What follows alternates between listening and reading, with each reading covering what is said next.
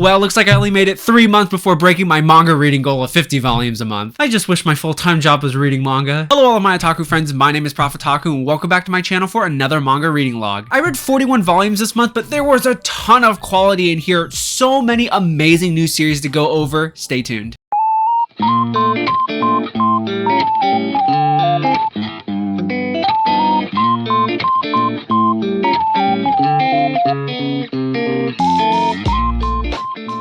Before we get started, as always, just like all my other reading logs, no spoilers. I will never tell you what specifically happens in a volume. If it's a new series, I just want to tell you if it's something you should put on your radar. If it's an ongoing series, do I like the direction that it's going in? And if it's a conclusion to a series, did I like the ending? This first section here is going to be all the new series that I started this month, and we're starting off with a real banger, Insomniacs After School from Viz Media. This story follows two teenagers who have insomnia. They can't sleep, but they find solace in the upstairs observatory room at their high school. They go up there and they finally realize, hey, we can sleep up here. It's a really interesting premise, and the way that everything was laid out in this first volume was absolute perfection. The characters are phenomenally written. I really enjoy the dynamic that they have with each other, and the first volume does a great job with shelling out each of their personalities and the ongoing relationship. And I don't know what to say about this art style. It's really unique. I love the character design. I don't know, there's something about it that really intrigues me. This gets my highest recommendation. I was thoroughly entertained, and I cannot wait to see what they do in volume 2. The next series we're going to talk about is Gap Papa, Daddy at Work and at Home. This was such an underrated manga. I just had no idea what to expect with this, but this was probably one of the most wholesome reads I've ever had. It just follows a dad as he comes home from work and he interacts with his child and his wife, but it is super wholesome, super cute. I love the art style. It is episodic, but it's really interesting and entertaining. Very different scenarios. This gets my highest recommendation as well. This is just such a fun read, and I love the child character. Here we are with a one-shot and LGBTQ plus manga, Is Love the Answer, published by Kodansha. This story is quite interesting. It follows a girl as she goes into college, and she is asexual. She's never had any sort of sexual attraction towards anybody, and it's her trying to figure out herself and these emotions. I really enjoyed this manga. I gave it an 8 out of 10. I really enjoyed the educational look at asexuality and the LGBTQ plus community. From a storytelling perspective, I thought it was good, not great, and the reason why is because the last two chapters kind of get a little bit confused, a little bit muddled. They go into some other characters that I didn't necessarily think it needed to go off to. I think it should have just stuck with the main character because she's what makes this story great, but overall, don't let that detract you from picking up this series. It's very well done. Continuing on the one-shot train, we have a one-shot from my shopping with my friends vlog. Who can find the worst rated manga? I'll leave a little card in the upper right-hand corner, but we have Don't Call Me Dirty from Tokyo Pop. This story follows a boy who just broke up with his boyfriend. He's kind of down in his luck, and then he starts a friendship with a homeless man. Overall, I just felt like the romance part of it was lacking. I gave it a 5 out of 10. It just didn't seem organic. It just felt like some things were just done in here just to make the romance work, and I just couldn't make a connection with their relationship at all. I did enjoy the story and the cast of characters, but obviously there was just a lack of execution, so I probably won't be keeping it in my collection. From that same video, we have volume 1 of The Hero is Overpowered but Overly Cautious. The story follows this goddess who's in charge of quelling the demons in this fantasy world. So she takes this human from the human world. He's really overpowered, but he's overly cautious, so he's very skeptical about doing things because he doesn't want to harm himself or others. I thought this first volume was absolutely hilarious. The shtick about being overly cautious is very well done and present throughout the entire volume. The world and characters are so-so, but at least the shtick is done very well, so this does get a recommendation from me. If you're looking for something super turn your brain off, super hilarious, this is the one for you. Back to LGBTQ one-shots, we have Welcome Back Areola from Tokyo Pop. This is by the same mangaka who did Skip and Loafer. This story follows two boys as their childhood friends as they grow up together, and one is trying to figure out their sexuality as he has feelings for his friend. This was a great one-shot. I gave it an 8 out of 10. It's definitely creeping in the 8.25 range. The characters are great. I love the artwork, very Skip and Loafer-esque, obviously, but the relationship is very well done. It's very realistic, and it just makes sense, so it's great to see how their characters develop over the years. There's a lot of dramatic moments in here as well that just work with the story. I feel like one of the characters should have been shelled out a little bit more because it felt like it got a little bit rushed at the end, but it's okay because overall it's a really good package. The new shoujo manga that I I started this past month was A Condition Called Love Volume 1 from Kodansha. It just follows two high school teenagers as they start a relationship. And you know what? It is kind of stereotypical, but the problems that people were saying about this series and this volume, specifically with the boy main character and how attached he is to the female main character, I actually didn't necessarily have a problem with that. I really love the female main character. I like that we're learning alongside her as she's trying to figure out love and relationships. I am curious to see where this main character male goes. You know, he's a very intriguing character. Yes, he's definitely off-putting here in the first volume, but we'll see what happens. I know it gets shelled out later on. I've got volume 2 coming in the mail. I cannot wait to get it and read it to see if it continues to go in this good direction. Last up here in the new single volume section, we have Sengoku Yoko from Satoshi Mizukami. As many of you know, I love Satoshi Mizukami, same mangaka who did Lucifer and the Biscuit Hammer and Spirit Circle. This is a supernatural samurai manga, and let me just tell you, I was very disappointed in this first volume. This was a slow burner volume, and I get it, it's a Mizukami world, maybe it needs some time to shell out, but it was just too slow. It's an episodic volume, and the problem with it being an episodic volume was that the episodes didn't feel like it was contributing anything to the main story, so that really bothered me. But the action is great, the characters are interesting. I'm definitely going to keep going with it and collect it in its entirety if it doesn't get dropped. We'll see. But it's got a low 8 on my anime list for a reason, so I mean, it has to get better, right? This next section is going to go over all the manga that I read that was sent to me from the good folks over at Yen Press. Thank you guys so much for continuing to support the channel and allowing me to review your catalog of manga. First up here, we have Tsubaki-cho Lonely Planet Volume 3. I love this series and I absolutely love this volume. Some phenomenal development with both of our main characters, especially the girl character. I love the inner turmoil that happens with her, and I love to see all the emotions playing out. Overall, this series is just tugging at my heartstrings. I love the art so much, and I cannot wait to see where this series goes from here. Next up here is the post-apocalyptic manga Touring After the Apocalypse Volume 2, and I definitely had some reservations about Volume 1, and I have reservations about Volume 2. The problem with this manga is that it's just straddling the line. It doesn't know what it wants to be, and I'll give you an example. First, you have Girl's Last Tour, a slice of life post-apocalyptic manga that's super dark. And then on the other side, you have Doomsday with My Dog, a slice of life post-apocalyptic manga that's super hilarious. The problem with this manga is that there's some dark moments in here, and then there's some comedic moments in here, but I can't get invested to either side because I just don't know what it wants to be. The characters are mediocre at best. I do really enjoy the artwork and the whole world that's been established here, but yeah, it's just underwhelming in my opinion. I'm gonna give it one more volume just because I'm at the 6.5, 7 range, and we'll see what I think of it after Volume 3. Next up here is Sunbeams in the Sky Volume 1, a very good first volume of a 3-volume series following two twin girls, and one of the twins asks the other twin to replace her at school. There's a lot of underlying issues going on in this manga, some darker themes that I cannot wait to see how they get established in the later volumes. Yeah, it is a rom-com type of thing, but it's just kind of a mixed bag, which I really like. So at 3 volumes, it's not a big investment, so definitely one to put on your radar if you are looking for something just a little bit different in the rom-com setting. Next up are the first 3 volumes of the manga adaptation of In the Land of Leedale. This follows a girl who is sick in the hospital and she dies with her virtual reality headset on, and she gets reincarnated into her favorite MMORPG. And that's the whole shtick. She's in this fantasy world, she does the fantasy MMORPG things. I don't know what makes the series really enjoyable, but I really enjoyed it. Yes, the story is stereotypical, but it was very fun. It was paced very well. The artwork is great and the scenarios were very interesting, so I can't wait to see where this one goes. I was very surprised with this one. Next up here is a new Volume 1, The Otherworlder Exploring the Dungeon. Look, I had high hopes for this one. There's a guy, he kind of looks like me, he's got a gun. I was like, oh, this is cool. And then there's a cat. I was like, ooh, it's like my life. But this was just paced terribly. They spent way too much time setting up the story and having chapters that just have no relevance to the story whatsoever. And with this series being canceled, it's only 2 volumes long. There's no way that this is going to wrap up well. So we'll see how this one ends. I kind of just want to get the other volume just to see how bad it is.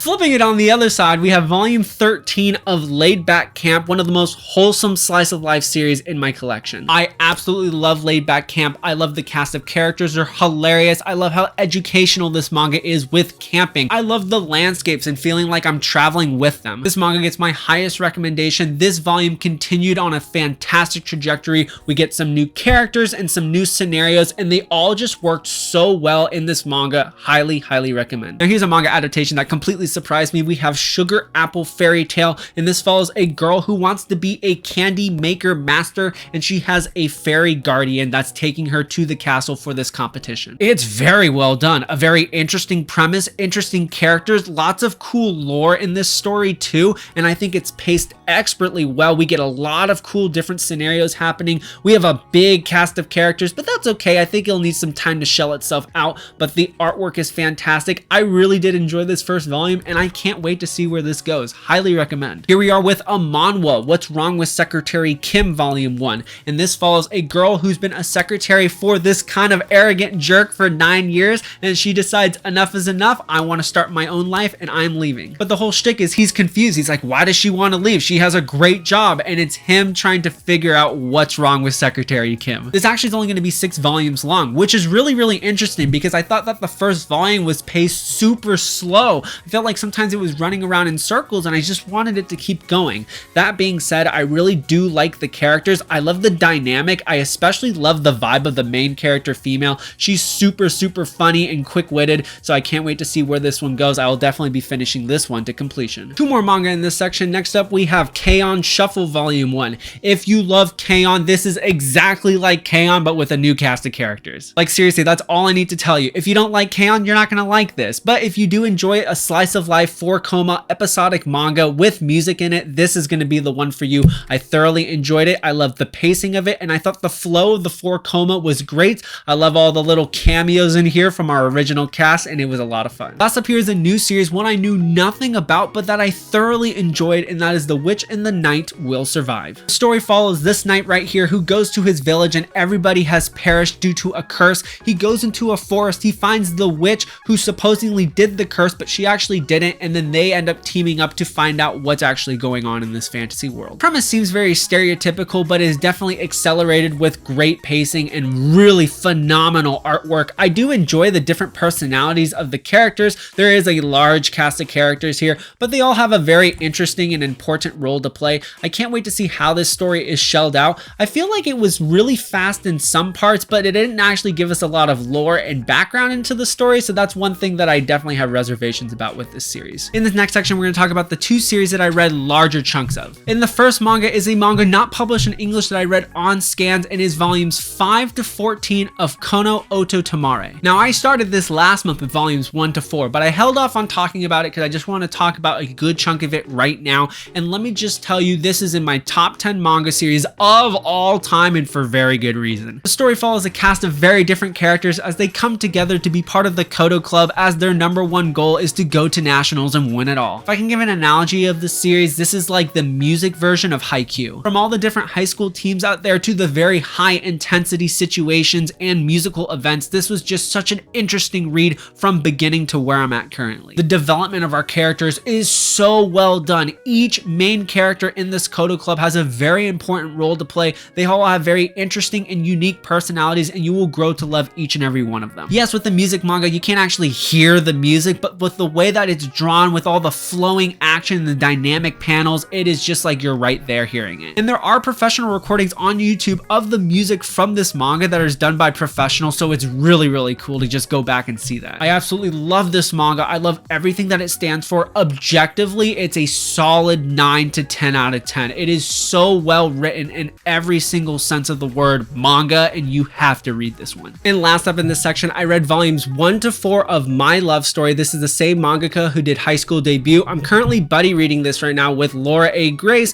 and Marguerite's manga, except I'm really blowing it right now because we were supposed to finish it last month and I've only read 4 volumes. But this is a hilarious premise. It follows this guy right here. He doesn't get any of the girls. He's kind of a big, fugly type of guy, but then he does something one day to save this girl on the train, and she falls head over heels for him. Of course, with his inexperience, he has no idea how to act, so it's a hilarious rom-com as they're trying to build this relationship together. And then the whole shtick of this manga is that you have this third wheel guy right here. He's like the typical shoujo main character guy, but in this manga, he's just the third wheel supporting them on the sidelines. And just like High School Debut, I absolutely love this manga. The cast of characters are great. The episodes are fantastic. This manga is paced very well, just like High School Debut. It's very interesting. It is not drama for the sake of drama. Everything has a purpose, and the artwork is absolutely phenomenal. I love the character design. I love the face gags. This gets my highest recommendation from me, and I can see this becoming one of my top 5, maybe even top 3 favorite rom-coms of all time. This last section here is going to go into all the single volume ongoing series that I continued from this last month. We're going to just speed run through these. First up, up, we have Shonen Note Boy Soprano Volume 2.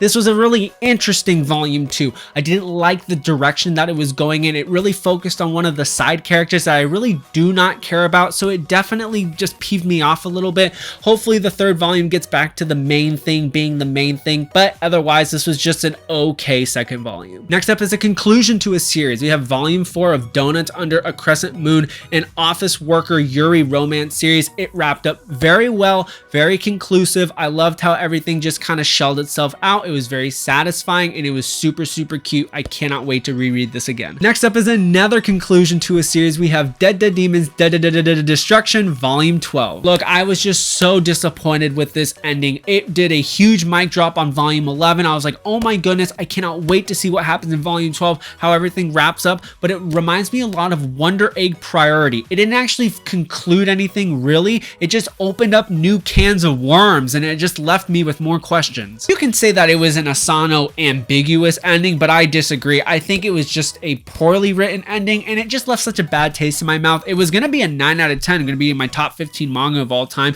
but this brought it down to an 8 out of 10. The journey was phenomenal, but yeah, I didn't stick the landing. Next up is Tokyo Revengers Omnibus Force Volume 7 and 8. It's Tokyo Revengers. This finished an arc, crazy end to an arc 2. I love all the new characters introduced in here. I cannot wait to see where the next volume goes. Next up here is Volume 6 of Sakamoto Days. This continues to be one of my favorite Shonen Jump series. I love that we're getting a really good, well thought out, shelled out world, and the characters continue to keep going forward in their development. I love our main cast of characters. They work so well together and this is just so much fun. Next up here is a romance sports series. We have Blue Box Volume 2 from Viz, and I'm still really enjoying this manga. I think this manga is definitely more focused on the romance side than the sports side, which is too bad because there's some really cool sports moments in here. I just wish it was shelled out a little bit more, but the romance side of it is really fun. I love our main cast of characters. I love their dynamic and their relationships with each other. There's some interesting things happening near the end of this volume, so I cannot wait to see how they continue in Volume 3. And last but not least, we have one of my most underrated series of 2022, and it continues to be a banger in 2023, and that is My Dear Friend Nokotan Volume 3. This story basically follows two people in high school. You have this former delinquent Yakuza girl who's trying to be a goody two-shoes girl, and then you have this other girl who's actually a deer. And they come together to start the Deer Club at their school, and it's absolutely hilarious. This continues to be an absolute meme manga. It is just so stupid, but so much fun. I mean, look at this panel right here. Look at the bear. Look at her. It is sort of episodic. There are some stories that require a couple of chapters to get finished, but this continues to just make me laugh so much, and I will continue to read this till the end of time. And that is it for my manga reading log for the month of April. Some great stuff. I'm getting off to a huge start in May. I've already read a ton of manga. I'm on pace to hit like 60 or 70. Hopefully we can keep that up and get a good start to this month. As always, if you enjoy the content of my videos, make sure you hit that like button, tap the subscribe button, hit that notification bell so that you know when more of my videos come out, and I will see you in the next one. Take care now. Bye-bye.